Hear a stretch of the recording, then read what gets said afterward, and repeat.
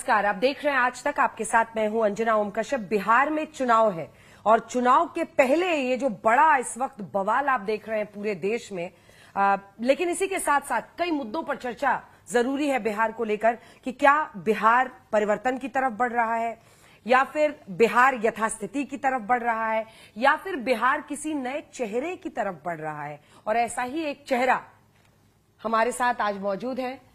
बहुत बहुत स्वागत है आपका चिराग पासवान जी, केंद्रीय मंत्री भी हैं, लेकिन इसी के साथ साथ एलजेपीआर के रामविलास गुट के मुखिया के तौर पर इनकी क्या सोच है उसको आज समझने की कोशिश हम करेंगे आज तक। पर मेरा पहला प्रश्न यही है आपसे कि चुनाव अभी दूर है, लेकिन उससे पहले ही लग रहा है कि इलेक्शन मतलब पार्लियामेंट में दिल्ली में इतना बवाल हो रहा है एसआईआर को लेकर, उस पर चर्चा करने से पहले क्या आप सीएम बनना चाहते हैं?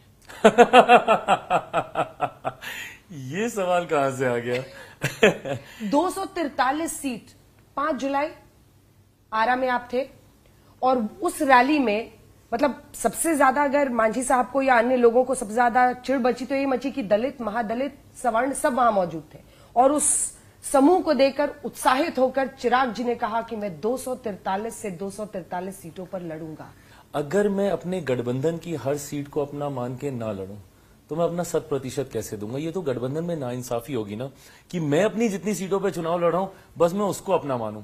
हर दल को 243 सीट पे हमारे गठबंधन में चुनाव लड़ना चाहिए और सब लड़ेंगे।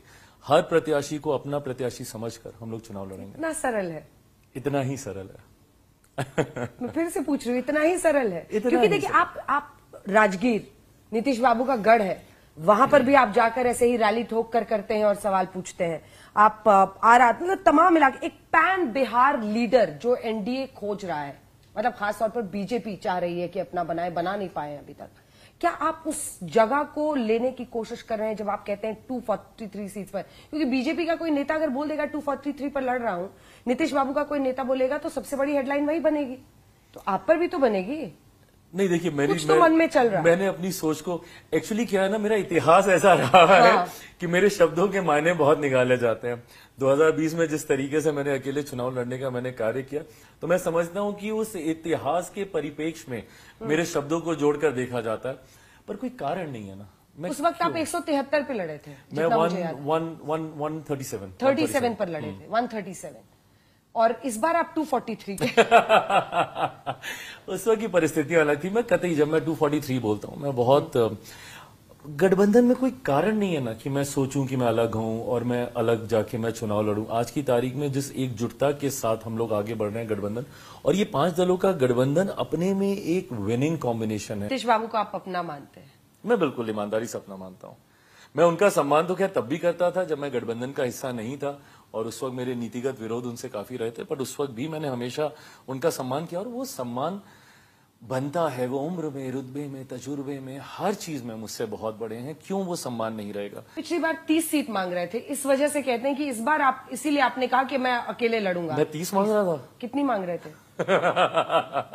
30 तो नहीं मांग रहा था। नहीं, सीटों की संख्या भी एक इशू था। कितनी चाहते थे? मामला तो ये है कि आप कितनी चाहते थे। 15 दी जा रही थी, आप कितनी? अब मैं जितनों का भी जिक्र करूंगा उस पुनः वो मौजूदा परिस्थिति में उस आंकड़े को जोड़ के देखा जाएगा, तो मैं कतई ऐसी गलती नहीं करूंगा। लेकिन अब हमारे दर्शक आप एकदम नजर गड़ा के रहिएगा, क्योंकि अगले 30 सेकंड में आपको चिराग जी बताने वाले हैं कि वो कौन सी सीट से बिहार में इस बार चुनाव लड़ने वाले हैं। मैं चाहता हूं कि मैं जल्द बिहार वापस जाऊं, ये सोच है, पर इस पे फैसला अंतोगत्वा पार्टी को लेना है। And before you ask me a counter question की पार्टी आप ही है, सर्वा आप ही है, तो किसी और को क्या ही डिसीजन लेना, पार्टी आप ही की। Rightly said, but when I से कि पार्टी को डिसीजन लेना है, पार्टी को इसमें मंथन करना है, इस पे विमर्श करना है कि क्या मेरे चुनाव लड़ने का फायदा है। कहां से जीत सकते हैं, इसमें कौन सी पहेली है? नहीं, ये नहीं लड़ने को तो मैं कहां से लड़ेंगे, बस इतना पूछ रही हूँ मैं। नंबर नहीं बता रही, इतना तो बताइए, हमारे दर्शक इंतजार कर रहे हैं। पार्टी ने प्रस्ताव रखा है कि मुझे किसी सामान्य सीट से लड़ना चाहिए, मैं सामान्य सीट से चुनाव लड़ूंगा। सामान्य सीट से चुनाव लड़ेंगे? गेस वर्क मैं करूं या आप बताएंगे, कुछ हिंट और देंगे? बट ये थोड़ा समय छोड़ते हैं गेस वर्क के लिए। तो आपको लग रहा है कि 5 जो आपने नए चेहरों को चुनाव में लोकसभा में उतारा, उनकी जीत हुई, तो अब बिहार तैयार है न्यू पॉलिटिक्स के लिए, न्यू काइंड ऑफ पॉलिटिक्स, और चिराग पासवान, रामविलास पासवान के बेटे एक जनरल कैटेगरी सीट से चुनाव लड़ेंगे? मैं चाहता हूं कि अब बिहार नई सोच के लिए तैयार हो। जात पात धर्म मजहब में बहुत हो गया, और जब तक यंग फेसेस नहीं आएंगे, यंग ब्रेन्स नहीं आएंगे, जब तक वो ढर्रे पे जो राजनीति चली जा रही है दशकों से, उससे अब एक झटका देने की जरूरत है बिहारियों को। विधानसभा में भी यही सोच के साथ आगे बढ़ूंगा। लेकिन लोकसभा और विधानसभा बहुत अलग हो जाता है। मैं बताती हूँ कैसे, कि लोकसभा में देखिए आप पीएम के चेहरे के साथ जाते हैं, राइट। विधानसभा में आप इस बार नीतीश कुमार के लिए प्रचार करेंगे कि नीतीश कुमार को सीएम बना? जी बिल्कुल, हमारे गठबंधन के उम्मीदवार पर ही आप वही तो कानून व्यवस्था पर उन पे सवाल भी खड़ा करते हैं। आपके अगर आप देखिए, बताएं तो मैं जो चीज गलत है वो गलत है। मैं जस्ट बाय द वर्च्यू कि मैं एक व्यवस्था का हिस्सा हूं, और आंख मूंद कर अगर कुछ गलत भी हो रहा है मैं उसमें खामोश रह जाऊं, ये नहीं हो सकता। कानून व्यवस्था राज्य सरकार का विषय है, आपको उसको एड्रेस करना होगा। मैं ये भी मानता हूं कि कहा जाता है कि चूंकि चुनाव है उस दृष्टि से भी शायद आपराधिक गतिविधियां बढ़ी हैं। अगर उस दृष्टि से भी बढ़ी है तो नियंत्रित कौन करेगा? आप ही करेंगे ना। तो फिर आप किस मुंह से जाएंगे लोगों के बीच में? क्या ये एनडीए के लिए एक दूसरे को जोल्ट करने का समय है? क्योंकि आप अगर सीएम फेस उनको फिर बना रहे हैं तो गृह मंत्रालय तो वो हमेशा अपने पास रखते हैं नीतीश बाबू, कभी उन्होंने दिया ही नहीं किसी और को। तो आप जनता को कहेंगे आप इन्हीं को फिर से सीएम बनाइए। बट बिहार में सेंस ऑफ सिक्योरिटी देने का काम किसी एक व्यक्ति ने किया, तो वो भी तो ये मुख्यमंत्री ही थे ना। और हम सब गठबंधन के साथ ही हैं। अगर हम लोग उनका समर्थन कर रहे हैं तो इसका मतलब स्थिति वैसी नहीं है जो दर्शाने का प्रयास किया जा रहा है। असल मुद्दा आपने कहा उनके पास नहीं है इसलिए फॉल्स नैरेटिव फैलाते हैं, लेकिन एसआईआर तो उनके हाथ में। वो कह रहे हैं कि बहुत बड़ा मुद्दा लग गया है। तेजस्वी यादव का बयान, राहुल गांधी का बयान कि अगर ये चलता रहा इस तरीके से तो हम चुनाव का बहिष्कार कर सकते हैं। करके दिखाएं। नहीं, अगर आपको विश्वास है व्यवस्था पे तो कर दीजिए ना बहिष्कार। एक बार तो ये हिम्मत करके दिखा दें बहिष्कार करने की। कई जगहों से गड़बड़ियों की वो शिकायत कर रहे हैं कि जो बीएलओ है वो या तो खुद ही वेरीफाई कर तो देगा, अगर बीएलओ पे विश्वास नहीं तो आपका बीएलए क्या कर रहा है? करिए ना बीएलए। आपके कार्यकर्ता जमीन पे जाएंगे नहीं, ये लोग जमीन पे जाएंगे नहीं, कमरे में बैठकर बड़ी बड़ी बातें करेंगे, बड़ी बड़ी चीजें बोलते रहेंगे। आप जाइए ना जमीन पर। तो आप चैलेंज कर रहे हैं जिन्हें आप छोटा भाई कहते हैं तेजस्वी जी को, चैलेंज कर रहे हैं कि वो बहिष्कार करें। बिल्कुल करें। हाँ? बिल्कुल करें बहिष्कार। फिर लड़िएगा किससे? मैंने तो चैलेंज हर चीज पे इन लोगों को किया। ये लोग एक बार, इन लोगों की हिम्मत नहीं है, इतने साल ये लोग सत्ता में रह गए। कांग्रेस दुनिया देश की सबसे पुरानी पार्टी, राष्ट्रीय जनता दल 15 साल तक इनकी सरकारें रही। हिम्मत तो है नहीं अकेले चुनाव लड़ने की। चिराग पासवान में कम से कम इतनी तो हिम्मत थी कि अकेले चुनाव लड़ लिया। कब? जबकि मेरे पिता के निधन को अभी कुछ दिन नहीं हुए थे, पहले चरण का नामांकन चल रहा था, तब मैंने अकेले चुनाव लड़ने की मैंने हिम्मत रखी। आप इतनी पुरानी पार्टी हैं, बिहार की राष्ट्रीय जनता दल, 15 साल तक आप सत्ता में रहे, हिम्मत है अकेले चुनाव लड़ लीजिए। हिम्मत है तो देश की सबसे पुरानी पार्टी कांग्रेस अकेले चुनाव लड़के दिखाते। चुनाव लड़ेंगे 2-2, 3-3, 4-4 झंडा मिला के, अकेले लड़ने की हिम्मत नहीं है। तो जब अकेले चुनाव लड़ने की हिम्मत नहीं है, बहिष्कार करने की क्या हिम्मत होगी? सिर्फ बोल रहे हैं, कतई नहीं करेंगे ये लोग। सबसे अच्छा है कि जो मौसम वैज्ञानिक इस वक्त है वो बोल रहे हैं, क्योंकि आपने हमेशा, आप ही का डिसीजन था एक वक्त पर एनडीए आना, आप ही का डिसीजन था अकेले भी लड़ना। इस बार आपका डिसीजन किस दिशा में जा रहा है? मैं जिस व्यवस्था का हिस्सा हूं बहुत संतुष्ट हूं, और मैं मानता हूं कि हमारा एनडीए का गठबंधन बहुत ऐतिहासिक जीत की ओर अग्रसर हो रहा है। और आपका सबसे बड़ा, अब मैं एक रैपिड फायर आपके साथ दरअसल करना चाहती हूँ। देखिए आप, I'm not good with that. आप तो फिल्मों में काम कर चुके हैं। फिल्मों में जिंदगी ना मिलेगी तो किया था जिंदगी में। जिंदगी ना मिलेगी दोबारा में एक सीन है जिसमें वो स्टोरीज को लेकर चर्चा होती है कि आपको इसमें टॉप ऑफ माइंड क्या है। ठीक है, 2 सेकंड से ज्यादा का टाइम नहीं होगा। अरे प्रभु, इतनी जल्दी तो कैसे सोचूंगा? बोलना होगा। नहीं, मैं बहुत सोच समझ के बोलने वाला व्यक्ति हूँ। नहीं, आप कोशिश कीजिएगा। दोस्त मतलब राजनीतिक उसमें से दोस्त क्या आता है दिमाग में? टॉप ऑफ माइंड है ये। नहीं, दोस्त तो फिर मेरे सारे जितने मेरे व्यक्तिगत दोस्त हैं, बट अगर आप राजनीति में पूछेगा, बिहार की राजनीति में, तो प्रशांत जी मेरे मित्र हैं। अब मुझे लंबा सवाल इस पे पूछना है, लेकिन मैं वापस आऊंगी इस पे। दुश्मन मैं किसी को मानता नहीं, बट हाँ, बिहार के जितने भी आपराधिक असामाजिक तत्व हैं वो मेरे लिए बहुत बड़े दुश्मन हैं, जिन्होंने बिहार को बर्बाद किया। बिहार का कोई स्लैंग जो टॉप ऑफ माइंड आता है, कोई शब्द वहां का? बहुत है, बिहारी हैं हम लोग, तो बोलते ही रहते हैं कुछ ना कुछ। आजकल बस यही चलता रहता है बिहार में, काबा काबा काबा बस। घुसपैठ को लेकर टॉप ऑफ माइंड क्या आता है आपके मन में? नहीं, कतई नहीं बर्दाश्त किया जा सकता। मतलब घुसपैठियों को आप नहीं, देश के नागरिक के साथ अन्याय ना हो और किसी घुसपैठिए को इतने बड़े अधिकार, मत अधिकार जैसे अधिकार का दुरुपयोग करने का मौका ना मिले, ये सुनिश्चित करने की जिम्मेदारी हम लोग की है। अब सबसे इंटरेस्टिंग बात जो आपने कह दी थी, जहां से हम शुरू कर रहे हैं, कि पीके आपके दोस्त क्यों हैं? वो तो रोज गाली दे रहे हैं आपके एनडीए को। हाँ नहीं ठीक है, वो उनकी सोच है, मैं तो व्यक्तिगत बातें कर रहा हूँ। अब ऐसे तो फिर तेजस्वी मेरे छोटे भाई भी हैं, तो हाँ। ऐसे कैसे चलेगा? ये रिश्ते अलग होते हैं, पर उनमें मुझे अच्छा ये लगता है कि जिस तरीके से एक नई सोच के साथ, एक नई राजनीति के साथ वो सामने आ रहे हैं। और मैं मानता हूं कि बिहारियों को जितने विकल्प मिले उतना अच्छा है, और मुझे लगता है वो भी जात पात धर्म मजहब से उठकर एक अच्छा विकल्प देने का प्रयास कर रहा है। आप माने ना माने, लेकिन कई राजनीतिक पार्टियां हैं जो जातीय समीकरण के आधार पर सांस लेती हैं बिहार में। सही बात है। मांझी साहब की पार्टी आप देख लीजिए। मांझी साहब के बारे में खबर आई कि वो केंद्रीय नेतृत्व से बात करने लगे कि आप इनको थोड़ा लगाम लगाइए। रेन इन चिराग पासवान, वो जिस तरह से अपना अग्रेसिवली यहां पर बिहार में ले जा रहे हैं कैंपेन, और भी कई बातें उन्होंने कही हैं, उसको लेकर उनकी चिंता है। अब मैं कास्ट में जाइएगा तो फिर दलित महादलित अगर आ रहे हैं आपके पास, तो शायद ये भी उनकी चिंता होगी। लेकिन अब एनडीए के साथी आपस में ऐसे करेंगे, खींचतान चल रहा है, तो क्या है ये? नहीं, कोई खींचतान नहीं। खींचतान तो तब हो जब दोनों तरफ से टग ऑफ वॉर चल रहा हो। मेरी तरफ से कुछ नहीं है। वो बहुत बड़े हैं, बहुत सम्मानित हैं, मेरे पिता तुल्य हैं, मैं उनका बहुत आदर करता हूं। वो कहते हैं कि मुझे अनुभव की कमी है, उनके सामने रत्ती भर का अनुभव नहीं है। आप सोचिए, बिहार के मुख्यमंत्री रहे, इतने बड़े बड़े पदों पे रहे, केंद्रीय मंत्री हैं, उनकी उम्र देखिए, जो अनुभव उनके पास है वो कतई मेरे पास नहीं हो सकता। अगर उनको कभी मुझे लेके कोई नाराजगी है तो भी सर आंखों पर, अगर उन्होंने मुझे लेकर चिंताएं किसी के सामने रखी है वो भी सर आंखों पर। मुझे कतई उनसे किसी बात की कोई शिकायत। रैपिड फायर में वापस जाते हुए, अगर बिहार के सीएम बने तो पहला काम क्या कीजिएगा?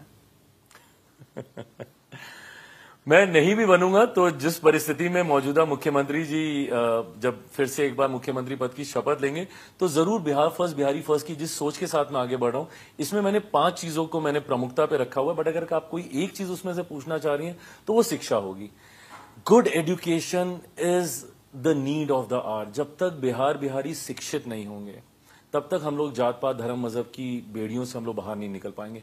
तो अच्छी शिक्षा व्यवस्था बिहार में ही, मेरे बच्चों को कोटा ना जाना पड़े पढ़ने के लिए, वो व्यवस्था बिहार में ही हो, इस बात को सुनिश्चित कराना मेरी प्राथमिकता। नौकरी कैसे मिलेगी? पलायन सबसे बड़ा इश्यू है बिहार का। आप निकले, मैं निकली, जितने लोग आप देखिए हर जगह जाकर एक्सेल करते हैं, लेकिन वहां पर अवसर ही नहीं। वो कौन देगा? नहीं, और ये मेरे लिए अगर बिहारी पलट के आपसे पूछ लेगा रैली में कि बिहार में काबा चिराग जी, तो क्या जवाब दीजिएगा उसको? बिहार में काबा, आप बताइए मुझे, बिहार में काबा। बिहार में धीरे धीरे वो व्यवस्था तैयार हो रही। नहीं सुनिए अंजना जी, ये ना थोड़ा सा इसको विस्तार में समझने की जरूरत होगी कि बिहार में अगर कुछ नहीं है तो उसका कारण भी क्या है, वो भी हम लोग को समझने की जरूरत है। बिहार एक ऐसा राज्य रहा है जिसकी विडंबना रही है कि लंबे समय तक ना विरोधाभास की सरकारें हमारे राज्य ने देखी हैं। आज जब मेरे प्रधानमंत्री डबल इंजन की सरकार का जब वो जिक्र करते हैं, तो उसका उदाहरण उत्तर प्रदेश जैसे राज्यों में हम लोगों ने देखा जब दोनों सरकारें एक सोच की होती हैं। बिहार में लंबे समय तक, and there was a time on a stretch for 27 years continuously, जब केंद्र में कोई और सरकार, राज्य में कोई और सरकार। केंद्र में जब यूपीए की सरकार होती थी तो बिहार में मुख्यमंत्री जी और भाजपा मिला के एनडीए की सरकार चलाते थे। जैसे ही केंद्र में एनडीए की सरकार आई 2014 में, तो 2015 में महागठबंधन की सरकार आ गई बिहार में। अब जब एक लंबे समय के बाद बिहार को डबल इंजन की सरकार मिली है, आपने देखा होगा ये कोई सामान्य बात नहीं। 8 बार मेरे प्रधानमंत्री तीसरे कार्यकाल में 8वीं बार वो बिहार जा चुके हैं, और हर बार हजारों करोड़ की योजना लेके जाते हैं। देश में कभी एक जमाना होता था मात्र 2 एम्स होते थे, आज तो 2 एम्स हमारे बिहार में। तेजस्वी जी पूछते हैं स्पेशल पैकेज कहाँ है? अरे तो प्रभु, इससे ज्यादा स्पेशल पैकेज क्या मिलेगा? और वो तो कतई ये सवाल ना पूछें। जब वो सत्ता में होते हैं तो उनकी भाषा बदल जाती है। निरंतरता तो रखें। उन्होंने भी तो बिहार में मुख्यमंत्री जी के साथ मिलकर सरकार चलाई थी, उस वक्त क्यों नहीं उनको स्पेशल पैकेज याद आते हैं? या जब उनकी अपनी खुद की सरकार थी, उनके परिवार के 2 मुख्यमंत्री थे, उस वक्त क्यों नहीं उनको स्पेशल पैकेज याद आता? और ये पैकेज नहीं है तो और क्या है? जब मेरे प्रधानमंत्री बिहार जाते हैं हजारों करोड़ की योजनाओं को लेकर और बिहार को समर्पित करते हैं, तो ये क्या है? तो आज की तारीख में वो व्यवस्था तैयार हो रही है। मैं ईमानदारी से बोलता हूं, मैं मानता हूं कि मैं सिर्फ पलायन को रोकूंगा ही नहीं, बल्कि रिवर्स माइग्रेशन मेरे प्रदेश में हो, ये व्यवस्था मैं तैयार करके देना चाहता हूं। बिहार फर्स्ट, बिहारी फर्स्ट की ये सोच। सीएम बनना होगा ना, फिर खुल के बोलिए ना। अरे प्रभु, वो रोड मैप भी तो होना चाहिए, vision. At least I have that vision. Leader भी तो होना चाहिए। अरे वो उसको इम्प्लीमेंट करवाने कितने साल हो गए, दशक लग गए, दशक दर दशक बिहारी इंतजार ही कर रहे हैं, जैसे माथे पे लिखा हो इंतजार। कैसे इंतजार खत्म होगा? ये अब जल्द खत्म करेंगे। मैं इसके लिए संकल्पित हूं पूरी तरीके से। बीजेपी की पॉलिटिक्स, अब देखिए यहां पर एक कॉन्ट्रडिक्शन आता है, चाहे वक्फ बिल हो, चाहे बुलडोजर की बात हो, चाहे एनकाउंटर की हो। अब जब एनकाउंटर यहां पर पटना में हुआ तो फिर यह सवाल उठा कि क्या योगी की राह पर चल पड़े हैं नीतीश कुमार। अब देखिए ये डैमेज कर सकता है, क्योंकि आपको तो मुस्लिम का वोट चाहिए, बीजेपी को चाहिए ना चाहिए, चिराग पासवान को चाहिए, नीतीश कुमार को चाहिए, तो कैसे बैलेंस आउट कीजिएगा? फिर वही बात है, मैं जात पात धर्म मजहब में मैं देखता ही नहीं। मैं मानता हूं कि आज जब मैं बिहारियों की बात कर रहा हूं, एक बड़ी आबादी गरीब बिहारियों की है, जिसमें हर जात हर धर्म के लोग हैं, और जब आप ईमानदारी से आप उनकी बात करते हैं तो वो सहजता से आपके साथ जुड़ते हैं। बहुत क्लीशेड आंसर लगेगा अंजना जी, पर हकीकत है, क्योंकि मैं गांव में ट्रैवल करता हूं। जब आप वहां पे शौचालय बना के दे रहे हैं महिलाओं को, तो क्या मुसलमान महिलाओं की सम्मान की रक्षा नहीं हो रही? जब आप उज्ज्वला योजना दे रहे हैं, तो क्या मुसलमान महिलाओं के घर पे उस योजना का लाभ नहीं जा रहा? जब आप देश में 80 करोड़ लोगों को मुफ्त में अनाज दे रहे हैं, तो क्या उसमें मुसलमान परिवार उसमें सम्मिलित नहीं? और ये लोग बात करेंगे मुसलमानों की, सच्चर कमेटी की रिपोर्ट जब आई थी 2004 या 6 में, उस वक्त सच्चर कमेटी की रिपोर्ट ने किसके मुसलमानों के हालातों के बारे में जब चिंता की थी, तो उससे पहले किसकी सरकारें थी? बिहार में राजद की सरकार थी, केंद्र में कांग्रेस नेतृत्व की सरकार। खुद ही कहा उनका एमवाई है। हाँ, तो वो तो करते ही, पर एमवाई पे सिर्फ राजनीति ना करें ना, करके भी तो दिखाएं। मैं बहुत खुश होऊंगा। आप ऐसा क्या कीजिएगा कि एम आपकी तरफ आए? चलिए, उनका एम आपको लाना तो पड़ेगा ना। मैं कतई एम को लाने के लिए मैं कुछ नहीं करने वाला हूँ। मैं बिल्कुल नहीं करूंगा। मैं इंक्लूसिव राजनीति का मैं पक्षधर हूँ, मैं समावेश करूंगा सबका। अच्छा, पीके आपके दोस्त हैं, तेजस्वी आपके छोटे भाई हैं, तो आप लड़ किससे रहे हैं बिहार में? कौन है आपका who is your bigger enemy? Tejashwi Yadav, Rahul Gandhi, किससे लड़ रहे हैं? मेरा तो इतिहास ही रहा है घर परिवार की लड़ाइयों को लेकर। मेरे अपने परिवार चाचा में को आप भूलते नहीं, अपने पशुपति चाचा। अब लालू चाचा भी हैं, नीतीश चाचा भी हैं। हाँ, नहीं बिल्कुल है, पर मेरी लड़ाई नीतियों को लेकर है, व्यक्तिगत कतई नहीं। और मैंने व्यक्तिगत कभी किसी पे कोई टिप्पणी की भी नहीं, ना मैं कभी जिंदगी में करूंगा। अब आ जाते हैं राहुल गांधी पर, क्योंकि राहुल गांधी भी स्पेसिफिकली टारगेट कर रहे हैं कि बिहार को लेकर जो आपकी परिस्थिति है एनडीए की, एसआईआर पर भी वो बहुत अग्रेसिव है। वो उपराष्ट्रपति धनखड़ जी के इस्तीफे को लेकर बहुत अग्रेसिव है तमाम विपक्षी पार्टियां। मैं आपको इसमें पूरा टाइम दूंगी, आप सोच समझ कर बोलिए। वो उपराष्ट्रपति हैं इस देश के, शाम तक वो अपने कार्यालय में थे, मतलब वो संसद में थे, वो मीटिंग्स कर रहे थे, वो अगले दिन की मीटिंग भी फिक्स करते हैं। मेरे पास पूरा कैलेंडर है उनका, पूरा इस मंथ का पूरा पैक्ड कैलेंडर था सर। वो केरला से लेकर राजस्थान, कई जगहों पर ये पूरा 20 जुलाई में जाने वाले थे। क्या हुआ? आपके सवाल जितना शायद मेरा जवाब नहीं होगा। मैं ये मानता हूं वो देश के सर्वोच्च संवैधानिक पदों में से एक पर वो विराजमान थे। उन्होंने जो कारण बताया, स्वास्थ्य का उन्होंने कारण बताया। ये फैसला सही गलत डिबेटेबल, ये इस वजह से हुआ उस वजह से हुआ, पर ये फैसला उन्होंने ले लिया है। मुझे नहीं लगता, कुछ विषयों को तो राजनीतिकीकरण से दूर रखना चाहिए, और ये उन विषयों में से। आपके ज्ञान और आपकी जानकारी में कोई ऐसा पॉलिटिकल फ्रिक्शन नहीं है जो मौजूदा सरकार या भारतीय जनता पार्टी और उनके बीच हुई, जिसकी वजह से उन्होंने अचानक इस्तीफा दिया रात? बिल्कुल भी नहीं, कोई जानकारी? बिल्कुल भी नहीं। और मैं तो व्यवस्था का हिस्सा हूं, अगर ऐसी जानकारी नहीं है तो नहीं हुई थी। अब चलते चलते आखिरी के 2 सवाल हैं जिस पर मैं आपसे चर्चा करना चाहती हूं, वापस बिहार की पॉलिटिक्स पर आते हुए, क्योंकि उपराष्ट्रपति का भी मुद्दा बन रहा है, एसआईआर का भी मुद्दा बन रहा है, ऑपरेशन सिंदूर पर बहुत बड़ा मुद्दा बन रहा है। अगर एसआईआर पर लोगों के मन में भ्रम पैदा करने में विपक्ष कामयाब होता है और आपका वोटर निकलने से रह जाता है, तो क्या बिहार में एक बहुत बड़ा सेटबैक नहीं हो सकता है? और ऑपरेशन सिंदूर पर तो लगातार कि ट्रंप ने फैसला लिया, ट्रंप ने सीज फायर कहा, तब हमने किया, इन दोनों पर विपक्ष बहुत अग्रेसिव है। अब विपक्ष वो जो लाइनें हैं कि सिर्फ हंगामा खड़ा करना मेरा मकसद नहीं, वो कतई विपक्ष पे सूट नहीं करती हैं, क्योंकि ये सिर्फ हंगामा खड़ा कर रहे हैं। अगर आपको ऑपरेशन सिंदूर को लेकर इतनी ही चिंताएं थी कि दूसरे देश के राष्ट्रपति क्या कह रहे हैं और सरकार ने क्या किया नहीं किया, अगर आप इतने ही तत्पर थे तो आप सदन चलने देते। आपने सदन को आपने होल्ड करके रखा हुआ एक ऐसे विषय पर जिसमें सरकार जवाब दे ही नहीं सकती है। यू टेल मी, अब दिक्कत यही है ना कि अब ये लोग कितने जानकार हैं, कितना पढ़ते हैं, लिखते हैं, समझते हैं, भगवान जाने। यू टेल मी कि अगर सदन में इसको लेकर पहले बात तो चर्चा कैसे कॉल की जाए, क्योंकि इसमें चुनाव आयोग इन्वॉल्व है, जो अलग एक संवैधानिक संस्था है, जवाब कौन देगा सरकार की तरफ से? पूछिए राहुल जी से कि भाई आप इस पे चर्चा हो, जवाब कौन देगा? चुनाव आयोग आके जवाब देगा सदन के अंदर? क्या मजाक बना के रखा हुआ है इन लोगों ने? बिहार में आपको क्या लग रहा है, फिर से आप तो वही दावा करेंगे, लेकिन सीटों को भी लेकर अभी से समझ में आ रहा है कि क्या तस्वीर बनने वाली है? हाँ, अच्छी तस्वीर बनेगी, मैं ये मानता हूं। और आप 33 सीट मांग रहे हैं, 30 सीट? मैं कतई 3 के आंकड़े में मेरे को ना फंसाए। बट बहुत एमिकेबली ये हो जाएगा। लोकसभा में भी ये क्यास लगाए जाते थे, और मैं मानता हूं कि जिसकी जितनी क्षमता है, जिसका जितना सामर्थ्य है, अंतोगत्वा हम लोग को गठबंधन को मजबूत जीत दिलानी है, उसके सामर्थ्य के हिसाब से मैं ये मानता हूं अंजना जी, और ये भी छोटी बात नहीं है, मुझे लगता है देश के गठबंधन की राजनीतिक इतिहास में पहली बार ऐसा हुआ होगा कि एक सांसद वाली पार्टी को गठबंधन ने 5 सीटें दे दी। इससे बड़ा सम्मान क्या? और मैं भी उनके विश्वास पे पूरी तरीके से खरा उतरा हूं। 5 की 5 सीटें उनको जीत के मैंने दी हैं। बहुत बहुत धन्यवाद आपका चिराग जी आज तक पर आने के लिए। अब अगला इंटरव्यू बिहार में। डन। बहुत बहुत धन्यवाद। Thank you. देश दुनिया की बाकी खबरों के लिए देखते रहिए आज तक।